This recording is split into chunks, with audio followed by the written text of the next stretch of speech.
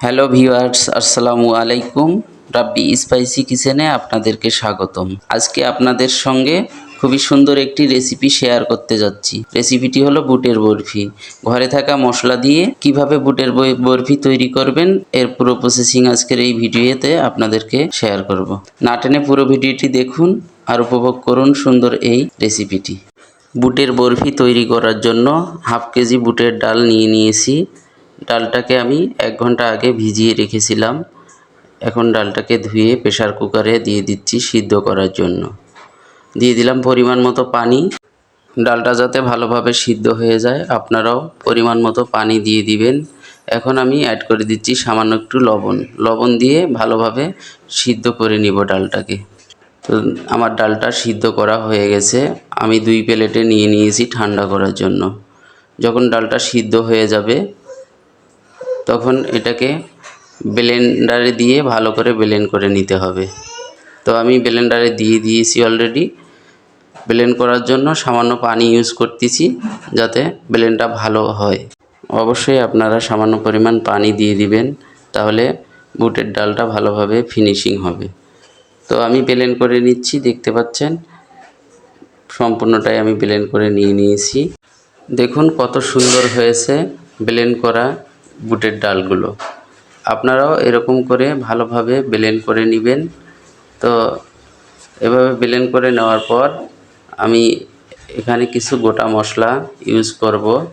এজন্য একটি কড়াই বসিয়ে নিয়েছি, চুলার মধ্যে সামান্য পরিমাণ তেল দিয়ে দিচ্ছি।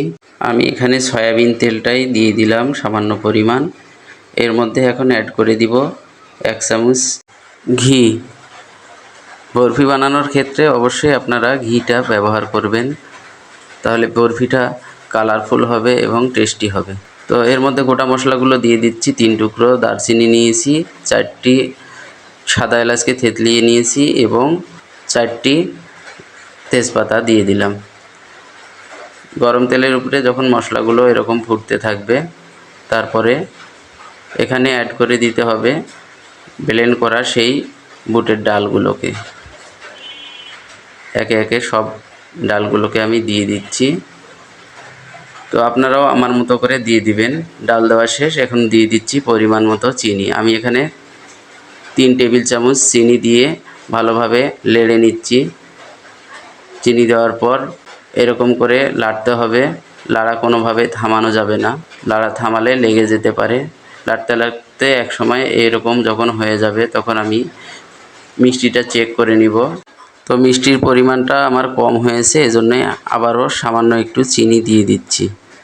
আবারও দিয়ে দিলাম 1.5 চামচ চিনি। এর মধ্যে এখন অ্যাড করে দিতে হবে আবারও কিছুটা ঘি।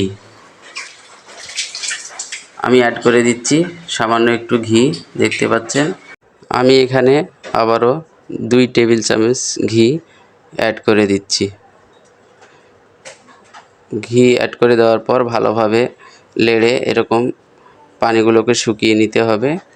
নিয়ে শক্ত শক্ত যখন হয়ে যাবে তখন একটি গোল প্লেট নিয়েছি। এখানে আবারও প্লেটের উপরে সামান্য একটু ঘি ছড়িয়ে ছিটিয়ে দিয়ে ভালোভাবে নেড়ে মাখিয়ে নিব। হাতের সাহায্যে ঘিগুলোকে ছড়িয়ে দিব চতুর্দিকে, দেখতে পাচ্ছেন। এভাবে ছড়িয়ে দিয়ে রান্না করা বরফিগুলোকে প্লেটের মধ্যে ভালোভাবে সাজিয়ে নিব। তো সাজিয়ে নেওয়ার আগে গোটা মশলাগুলোকে আমি বেছে নিয়েছি, দেখতে পাচ্ছেন। এরকম করে সুন্দর করে সাজিয়ে নিতে হবে প্লেটের মধ্যে। বাইরে কিছুক্ষণ রেখে ঠান্ডা করে তারপর ফ্রিজে রাখতে হবে। নর্মাল অবস্থায় প্রায় আধা ঘন্টার মতো আমি রেখে দিয়ে তারপর বরফির শেপে কেটে নিলাম। দেখতে পাচ্ছেন কত সুন্দর হয়েছে আজকের আমার এই বুটের ডালের বরফি। তো আপনারা বাসায় অবশ্যই এই রেসিপিটি ট্রাই করবেন। খুবই সুস্বাদু ও মজাদার হয়ে থাকে এই বরফিটি। ঘরে থাকা মশলা দিয়ে বানিয়ে দেখালাম আজকের এই বুটের বরফি রেসিপি। কেমন হলো অবশ্যই কমেন্ট করে জানাবেন। তো ভালো থাকবেন, আবারও দেখা হবে নতুন কোনো এক রেসিপি নিয়ে। আসসালামু আলাইকুম।